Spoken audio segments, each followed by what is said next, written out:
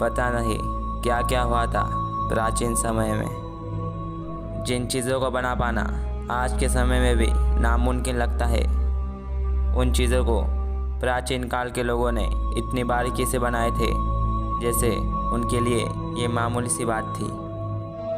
और किस तरह का ज्ञान और किस तरह की टेक्नोलॉजी थी प्राचीन लोगों के पास कि उनके बनाए गए कई प्राचीन चीज़ों को आज के समय के इंजीनियर्स और साइंटिस्ट भी नहीं समझ पाए हैं, जो आज भी दुनिया के लिए एक अनसुलझी पहेली बनकर रह गए हैं।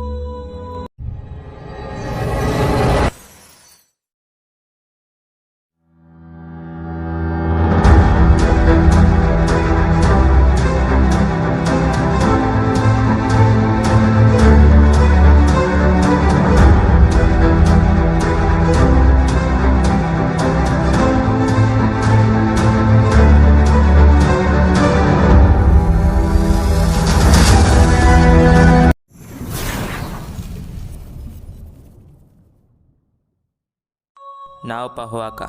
पेरू के पर्वत की ऊंचाई पर इस खंडर को नाव पहुआका कहा जाता है। हजारों साल पहले किसी ने इस पहाड़ के ऊपर पत्थर को काटकर इस मिस्टीरियस फॉल्स डोर को बनाया था, लेकिन आज तक ये पता नहीं चल पाया कि पहाड़ की इतनी ऊंचाई पर इस तरह के फॉल्स डोर को बनाने के पीछे मकसद क्या था। और सबसे अजीब और रहस्यमय बात यह है कि पहाड़ के इतने ऊपर इस गुफा के अंदर किसी पत्थर को जिस तरह से काटा गया था वो एक एडवांस टेक्नोलॉजी से बनी किसी मशीन की तरफ इशारा करता है। दोस्तों, आप ये देख सकते हैं कि इस पत्थर को कितनी बारीकी से काटा गया है। क्या किसी मशीन के बिना इस पत्थर को इतना परफेक्ट शेप देना और इतना स्मूथ बनाना पॉसिबल है? इस गुफा के सामने एक रॉक कटिंग स्ट्रक्चर है जिसे नाउपा इग्लेसिया कहा जाता है, और इस पत्थरों को 3 एंगल से बहुत ही बारीकी और स्मूथ काटा गया है। और एक दिलचस्प बात यह है कि ये स्ट्रक्चर जिस पत्थर को काटकर बनाए गए थे वो आसपास के सैंडस्टोन से अलग थे। इस स्ट्रक्चर को ब्लू स्टोन काटकर बनाए गए थे। इस तरह का ब्लू स्टोन मैग्नेटिक एनर्जी होता है, तो क्या जिसने भी इस स्ट्रक्चर को बनाया था उसे किसी तरह का अद्भुत ज्ञान था। अब चले चलते हैं एक ऐसी जगह पर जहां एक और चौंका देने वाला फॉल्स डोर बनाया गया था प्राचीन काल में। टर्की में स्थित एक वीरान पहाड़ी इलाका। क्या आपको इन पहाड़ों के बीच कुछ अद्भुत दिखाई दे रहा है? इस पहाड़ के ऊपर भी एक फॉल्स डोर बनाया गया था। आखिर क्यों और किसने बनाया था इस तरह का अजीब दरवाज़ा? चारों तरफ जंगलों से घिरा हुआ एक वीरान चट्टानी इलाके में पहाड़ों के बीच इस तरह का अद्भुत काम किसने किया होगा? दोस्तों, पहले मैं आपको बता दूं कि इस फॉल्स डोर को दोनों साइड से और ऊपर से बहुत ही अंदर तक काटा गया है। और एक बात ध्यान से सोचिए, हजारों साल पहले इस पहाड़ को इस तरह से कैसे काटा गया होगा?